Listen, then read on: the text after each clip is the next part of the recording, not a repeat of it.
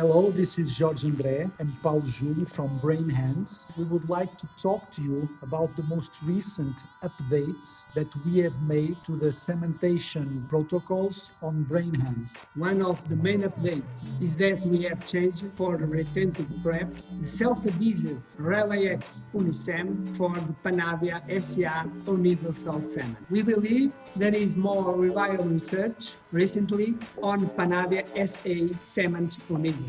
But for non-retentive preps, we do not recommend the Panavia SCA Cement Universal. For non-retentive preps, we recommend the Panavia V5, also from Curare, because we believe it has better physical properties. Regarding the cleaning and decontamination of zirconia, whenever sandblasting is not available, we recommend Catania Cleaner from the Curare or EvoClean from Ivoclar. For the sequence of cleaning and decontamination and priming of the zirconia, we have also included some more research on the recommendations of the correct sequence, which we believe to be ultrasonic bath, then sandblasting, then MDP primer. And finally, there has been a lot of debate regarding whether we should be sandblasting or we should not be sandblasting the tie bases for the implants. And we have also included some guidelines regarding what you should do,